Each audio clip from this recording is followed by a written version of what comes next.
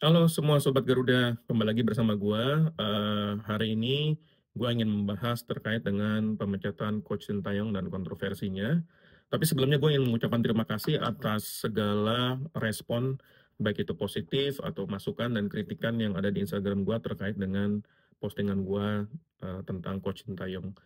Em, Pertama-tama, kita sudah mendengarkan apa yang terjadi kemarin, tanggal 6 Januari jam 12. Pak Erick Thohir setelah mengumumkan bahwa Coach Sintayong dicopot dari posisinya sebagai pelatih di Timnas Indonesia dan digantikan dengan pelatih yang baru. Namun sebelum kita bicara pencopotan Sintayong dan juga pelatih yang baru, tentu kita sudah mendengar banyak sekali alasan sumir di balik pencopotan Coach Sintayong. Ada yang mengatakan punya masalah dengan para pemain, ada yang mengatakan punya masalah dengan mungkin bahkan internal manajemen PSSI, dan lain sebagainya.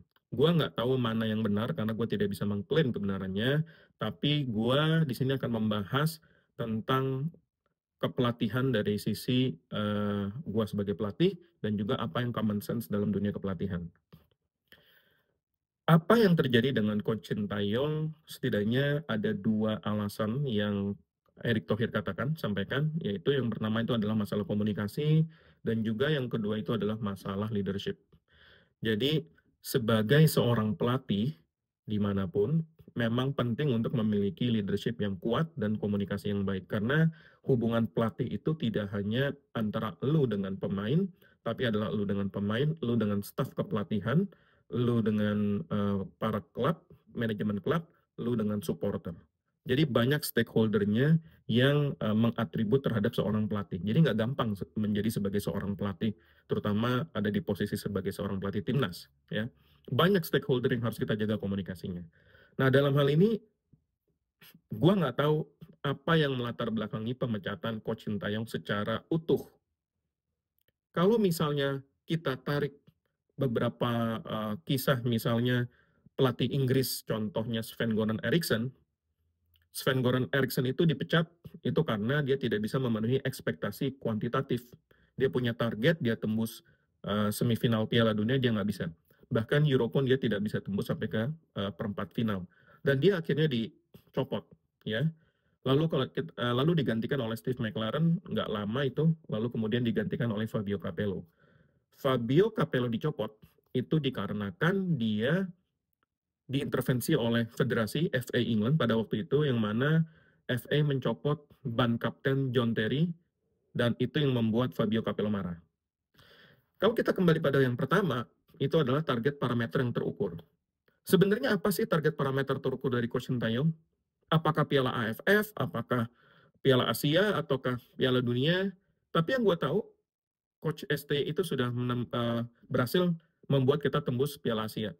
Yang kedua, kita juga sekarang ada di World Cup qualifier di round 3, yang mana itu posisi terbaik yang pernah kita ikuti dengan poin juga terbanyak. Itu sementara ini kita punya poin 6, posisi 3 lagi. Ya. Jadi dalam hal parameter terukur yang sifatnya kuantitatif, gue nggak menemukan alasan yang benar-benar kuat. Apakah memang itu alasannya? Gue juga nggak yakin gitu. Lalu yang kedua, kalau misalnya itu adalah masalah kualitatif, punya masalah dengan pemain, gue juga bingung. Seharusnya yang namanya pelatih itu memiliki kekuasaan penuh mutlak terhadap pemain.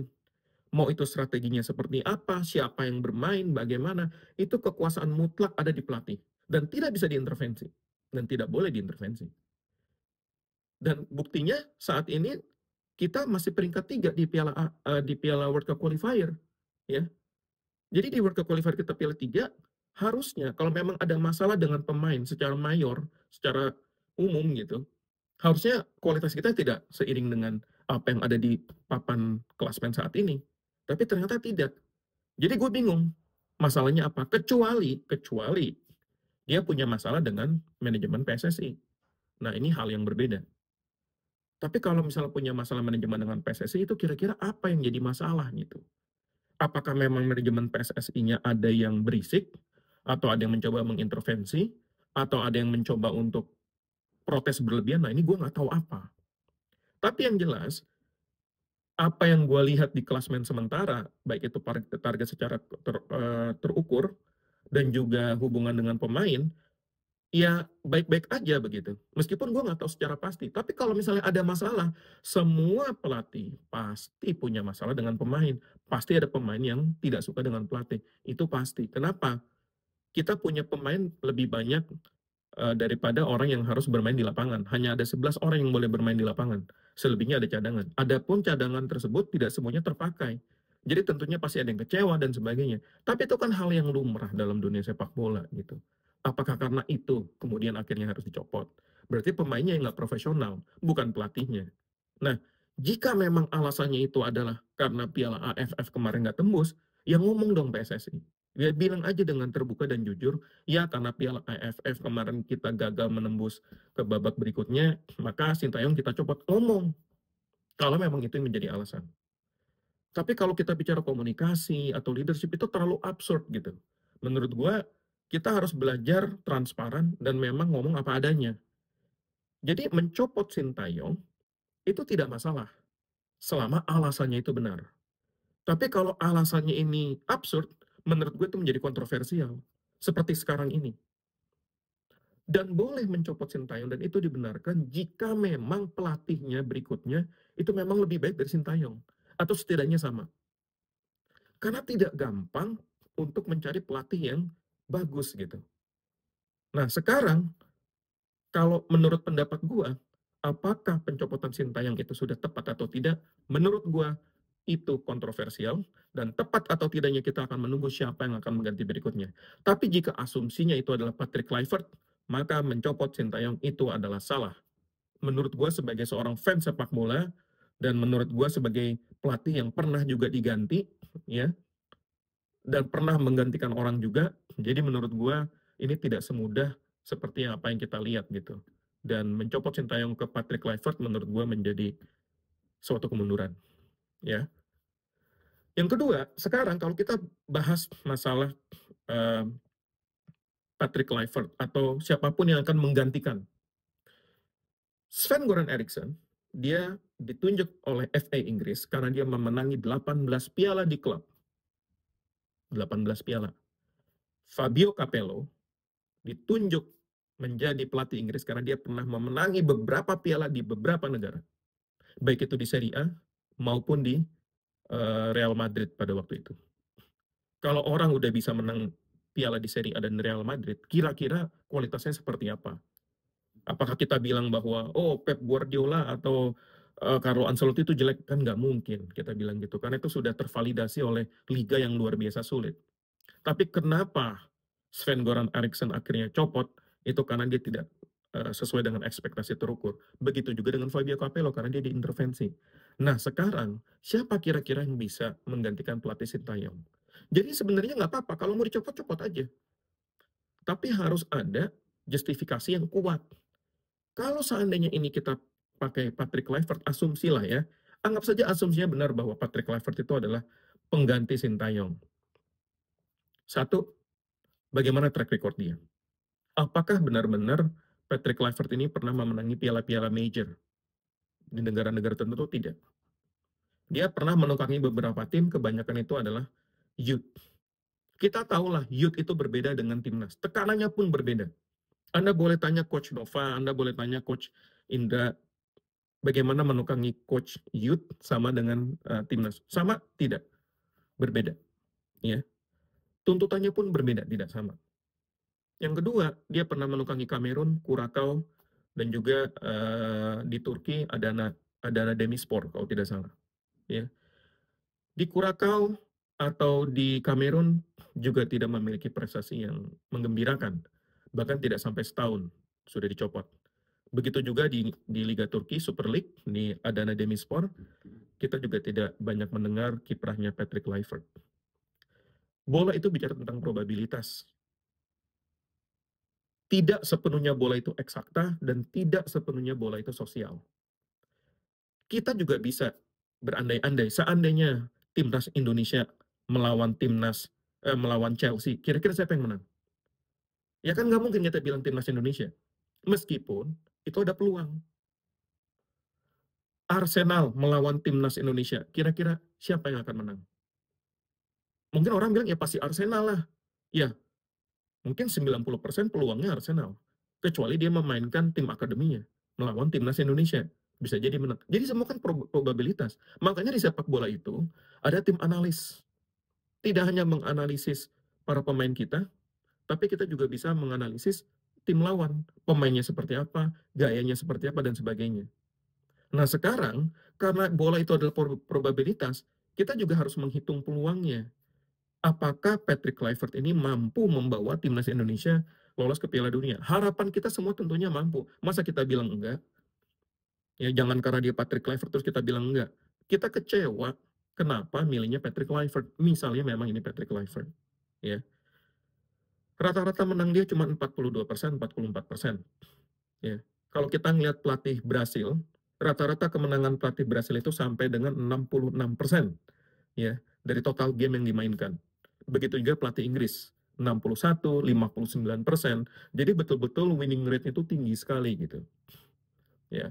Kalau kita mau mengganti, ya yang memang winning rate-nya lebih baik daripada yang sekarang gitu. Jangan kita kembali pada ya justru malah lebih jelek gitu. Jadi pertanyaannya kenapa bisa STY dicopot, dan yang kedua kenapa yang ini yang diambil. Siapapun lah, mudah-mudahan penggantinya lebih baik dari yang kita duga ya. Tapi berita sudah ada di mana-mana. Fabrizio Romano sudah mengatakan Patrick Kluivert, ya, dan juga asisten pelatihnya itu juga sudah dipilih gitu. Danny Lingard sama kalau nggak salah Alex siapa gitu, saya lupa. Tapi saya tidak mau ngebahas tentang masalah teknis itulah. Saya bicara tentang masalah peluang. Ya. Karena Pak Erick Thohir dengan jelas mengatakan targetnya itu adalah lolos Piala Dunia. Dan yang kedua, beliau mengatakan jika ada pelatih yang bagus, pemain yang bagus, program yang bagus, maka ini semua akan bersinergi dan menjadi baik gitu. Permasalahannya, pemain kita saat ini itu menurut gua itu adalah tier 2, tier 3. Hanya ada 2 orang ya yang saat timnas yang saat ini ya yang betul-betul tier 1 ya. Itu hanya ada 2 orang dan itu kualitasnya pun kualitas back. Selebihnya itu kualitas tier 2, tier 3. Di bola itu kan tiernya banyak, ada tier 4, tier 5, tier 6. Banyak pemain-pemain timnas kita yang belum dapat kesempatan bermain di tim utamanya. Nah, itu harus dipahami dulu, kita masih tier 2, tier 3. Kalau kita mau cari pelatih yang baik, itu harusnya tier 1 dong. Yang memang benar-benar bagus. Seperti apa yang diungkapkan oleh Pak Erick Thohir. Nah, apakah betul ini adalah tier 1 pelatihnya? Kalau memang bagus ya sudah, nggak apa-apa kita support. Karena ini adalah sebuah hipotesa yang dimunculkan oleh PSSI dan hipotesa ini harus dijawab. Karena kalau hipotesa ini tidak dijawab, maka hipotesa tersebut dengan otomatis runtuh atau gagal. Ya. Nah, yang berikutnya, ketika lu udah bicara tentang poin ketiga di program, tadi ada bilang pemain, pelatih, dan yang ketiga adalah program. Mudah-mudahan tim kepelatihan kita yang dipegang oleh Coach Nova, Coach Indra, dan sebagainya, itu tetap bisa kompak. Karena tidak mudah membangun chemistry dari yang tiba-tiba ada pelatih baru datang, akhirnya tiba-tiba klub itu tidak mudah. Sangat tidak mudah sama sekali. Saya sebagai pelatih datang ke klub baru, itu saya berkenalan dengan berbagai macam pelatih yang lain, dan kita harus bersinergi, kita harus klop, kita harus sama nih gaya mainnya. Itu luar biasa, tidak bisa dicapai dalam 1 bulan, 2 bulan. Itu program proyek jangka panjang. Dan gue sebenarnya suka dengan targetnya Pak Erick Thohir yang dia pengen lolos Piala Dunia, dia pengen punya program jangka panjang, itu bagus. Bagus. Berarti Pak Erick Thohir itu punya visi yang panjang. Dan makanya kenapa gue bilang Pak Erick Thohir ini adalah orang terbaik yang saat ini bisa mimpin PSSI. Tapi belum tentu dengan sekelilingnya. Gue cuma bilang Pak Erick Thohirnya aja ya. Sekelilingnya nggak semuanya bagus. Tapi kembali ke masalah yang kedua ini, pelatih ini menjadi sangat penting. Piala Dunia itu dari mulai asisten pelatih, pemain, sampai dengan pelatihnya, itu semua adalah kualitas dunia. Jadi lu jangan sampai kita bicara tentang Piala Dunia, yang lu kasih ternyata bukan kualitas dunia gitu. Kualitas top rank. Nah, ini yang menurut gue jangan sampai blunder dengan apa yang sudah kita sampaikan tapi ternyata tidak sesuai dengan fakta gitu. Makanya kenapa gue kecewa banget kalau memang benar lah yang ditunjuk oleh PSSI sebagai pelatih kita adalah dengan inisial PK gitu. Nah, oleh karena itu Ini yang akhirnya menjadi poin masalah ketiga. Sebenarnya dengan adanya kontroversi seperti ini, bagaimana sih cara pengambilan keputusan di PSSI? Gue tidak mau mengomentari lebih dalam tentang teknis di PSSI seperti apa, tapi apakah kita tidak melihat bahwa di organisasi sepak bola kita itu masih berantakan dari daerah-daerah, dari masalah pembinaan, bahkan exco di kita itu, mereka adalah pemilik klub bola aktif. Coba lu lihat deh, lu searching sendiri di Google, ya nggak usah kata gue, lalu searching di Google, negara-negara yang kualitasnya bagus, ya, exco itu kan istilah di kita. Di tempat yang lain lah, apakah itu direktur, apakah itu komite, mana yang masih megang klub bola? Itu untuk menghindari konflik of interest. Dan tidak semua orang bisa mengakses langsung ke pelatih timnas. Hanya ada beberapa orang saja. Kalau ini kan enggak. Ada seolah-olah seorang exco atau ada beberapa exco yang kayaknya hebat banget gitu ya, si paling ngerti tentang bola, bahkan melebihi lisensi UEFA Pro mungkin ya. Dan gue yakin orang-orang exco itu nggak punya lisensi loh. Lu tanya aja nih, sorry nih gue ngomong keras. Jadi tahu tentang bola, ya mungkin karena dia punya klub bola. Tapi kalau bicara lisensi, punya nggak lisensi? Ngerti nggak cara nendang bola? Ngerti nggak bedanya passing long pass sama medium pass sama short pass? Ngerti nggak gimana cara ngebina anak-anak dari usia dini sampai dengan usia dewasa? Ngerti nggak gimana caranya kita harus bisa berintegrasi antara kelompok umur dengan pemain timnas senior? Gue nggak yakin exco, mungkin mudah-mudahan nggak semua exco begitu ya, tapi mungkin mayoritas nggak yakin mereka paham gitu. Jangan karena lu punya klub bola, lu akhirnya bisa banyak ngomong gitu. Nggak seperti itu juga. Di sepak bola, kita butuh spesialis. Sepak bola itu dulu memang hanya sebuah olahraga, tapi hari ini dia adalah sebuah industri, dia adalah sebuah komoditas. Dia bisa melahirkan yang namanya produk pemain, entertainment, lifestyle, ada produk sepatu, ada aparel dan sebagainya. Ini bukan cuma sekedar masalah timnas. Ini masalahnya semuanya. Industri. Bisa nggak Anda mengelola industri sepak bola? Kita butuh spesialis. Bukan hanya bergelar sarjana master FIFA gitu, terus seolah-olah dia paling jago tentang bola. Buktinya udah wakil ketua umum kita bergelar sarjana master FIFA, tapi sampai hari ini apa yang udah dihasilkan? Apa yang udah dihasilkan untuk sepak bola kita? Ada perbaikan, gue akuin. Terutama pada zamannya Pak Erick Thohir, banyak sekali perbaikan yang sangat progresif. Tapi kan exco itu udah lama di sana. Ngapain aja? Maka Pak Erick Thohir saya mohon, tolonglah bagaimana caranya merubah apa namanya pemilihan exco ini. Kita butuh spesialis yang paham tentang sepak bola. Ya, bukan cuma sekedar pelatih. Kita butuh orang yang paham bagaimana membangun pembinaan, membangun industri sepak bola, membangun industri aparel, sepatu, ya, media, entertainment sepak bola kita. Kalau Anda pergi ke Inggris, pasti pengen nonton Manchester, pengen nonton Arsenal. Anda pergi ke Spanyol, Anda pengen nonton Barcelona atau Real Madrid. Anda pengen pergi ke Italia, pengen nonton Serie A. Orang datang ke Indonesia kan bukan pengen nonton Persija atau Persib atau Persebaya. Tapi kalau seandainya itu bisa betul-betul diurusin, nggak akan terjadi nih kontroversi seperti ini. Karena terlalu banyak suara yang berisik, yang mempengaruhi, menurut gua pribadi, ini mempengaruhi Pak Erick, ya, sehingga Pak Erick itu mengambil keputusan yang menurut gua kurang tepat gitu. Pak Ericknya sih bagus, tapi orang-orang di sekitarnya menurut gua kurang tepat. Jadi kembali lagi, keputusan memecat Sintayong tidak sepenuhnya benar, dan kalau pelatihnya betul pelatih Kluivert, maka keputusan mencopot Sintayong itu adalah keputusan yang salah. Itu adalah keputusan yang salah. Dan gue tetap berharap mudah-mudahan dengan adanya pelatih yang baru, siapapun pelatihnya, kalau benerlah itu pelatih Kluivert, dia bisa meloloskan kita ke Piala Dunia. Karena itu adalah hipotesa yang sudah dibangun oleh PSSI. Jadi mungkin itu dari gue. Selebihnya buat Pak Erick Thohir, kita selalu mendukung Anda. Pak Erick Thohir adalah ketua umum PSSI yang terbaik yang pernah kita miliki sampai dengan saat ini. Tapi tolong jangan kecewakan kami. Saya tahu Pak Erick punya visi yang luar biasa, tapi Bapak harus didukung oleh orang-orang yang luar biasa di sekitar Anda. Karena kalau tidak, maka akan terus menjadi kontroversial. Buat para supporter, mari kita dukung terus timnas, kita support timnas, mari kita move on dari suatu momentum yang berat kita menerimanya, tapi mudah-mudahan ke depan timnas kita bisa terus berjaya, baik itu di Asia maupun di level dunia. Baik, mungkin itu aja. Terima kasih. Jaya terus timnas kita support Pak Erik, dan mudah-mudahan ada suatu solusi yang sangat baik di kemudian hari. Terima kasih.